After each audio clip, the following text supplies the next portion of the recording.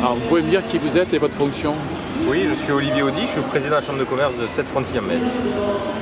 Alors cette IGP, Cette IGP, on y travaille déjà avec l'association pour la promotion de la gastronomie sétoise et son président Christian Dassé depuis maintenant 3 ans. L'IGP est bien entamée puisque le cahier des charges a été déposé auprès de l'INAO et des services de l'État en vue d'une prévalidation au niveau national, c'était il y a quelques mois. Donc on espère bien, courant 2017, maintenant avoir ce qu'on appelle un classement provisoire qui déjà, d'ores et déjà, en fait, va figer l'appellation Tiel de Sète pour qu'elle ne soit pas contrefaite de la part de l'extérieur.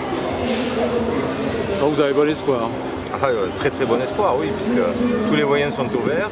Et puis il faut savoir surtout que la majorité de la production de Tiel de Sète se fait sur le territoire de l'IGP. Donc finalement, même si certaines d'autres font de la Tiel, et ça se sait, elle ne sera pas Tiel de Sète. Quelle est l'implication de la CCI dans ce dossier, dans cette demande? L'implication elle a été totale dès le début en fait, du projet, puisque c'est moi qui ai fédéré tous les acteurs locaux, que ce soit très petits artisans ou que ce soit même professionnels et voire industriels, autour d'une association qui est présidée par Christian Dassé. Et donc c'est moi qui dès le départ ai en fait fédéré ces acteurs agroalimentaires autour de cette spécialité emblématique de la ville qui est la Tiel de Sète.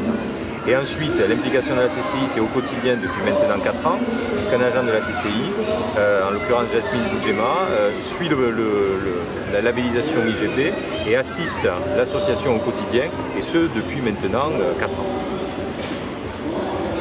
Quelque chose que vous voulez rajouter? Non, simplement que la Tiel de Sète est pour moi la première étape. Derrière, il faut surtout, à mon sens, s'occuper vraiment de toutes les spécialités gastronomiques sétoises, parce qu'on sait qu'on a un patrimoine, on le sait, en tout cas on l'a oublié. Par contre, les gens de l'extérieur le savent très bien et ils peuvent justement venir nous piquer nos recettes, concrètement. Donc il faut à tout prix qu'on s'occupe aussi de la macaronade, qu'on s'occupe aussi des moules farcis, on l'a vu la dernière fois avec Agde. Voilà, donc on a tout un tas de spécialités qu'il faut à tout prix qu'on protège et qu'on marque bien sur le territoire. C'est aussi une source de développement économique considérable pour nos entreprises et les restaurateurs et les traiteurs et tous les gens qui travaillent autour de ces spécialités. C'est bon?